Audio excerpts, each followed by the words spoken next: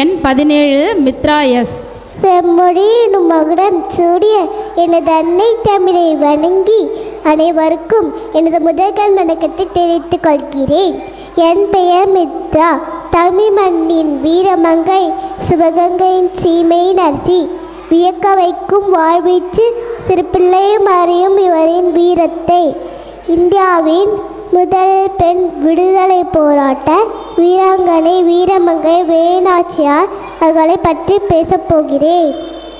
வெள்ளையர்களுக்கு கப்பம் கட்ட மறுத்து அவர்களின் சூழ்ச்சியால் நாட்டையும் கணவனையும் இழந்து தன்னம்பிக்கை தளராமல் போராடி இருந்த மண்ணை மீட்டு இந்திய அளவில் போராட்டத்திற்கு வித்திட்ட முதல் பெண் வீரமங்கை வேலுநாச்சியார் தான் என்பது தமிழ்மண் பெருமை கொள்கிறது.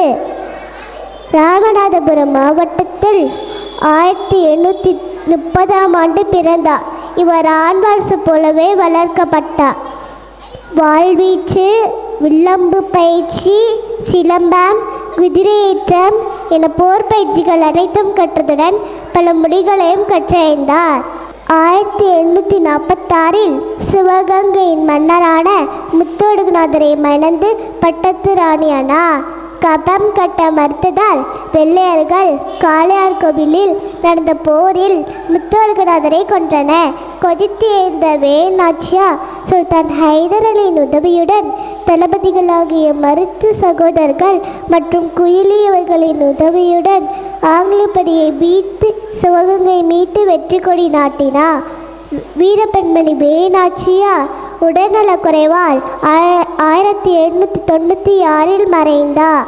வேலுநாச்சியாரின் வாழ்க்கை தமிழ்மண் வீரத்துக்கு சாட்சியாக உள்ளது. இந்தியாவின் முதல் வீரமங்கை வேலுநாச்சியாரை நாம் நினைவு கூறுவது ஒவ்வொரு இந்தியன் கடமை என்று கூறி விடைபெறுகிறேன். நன்றி, வணக்கம்.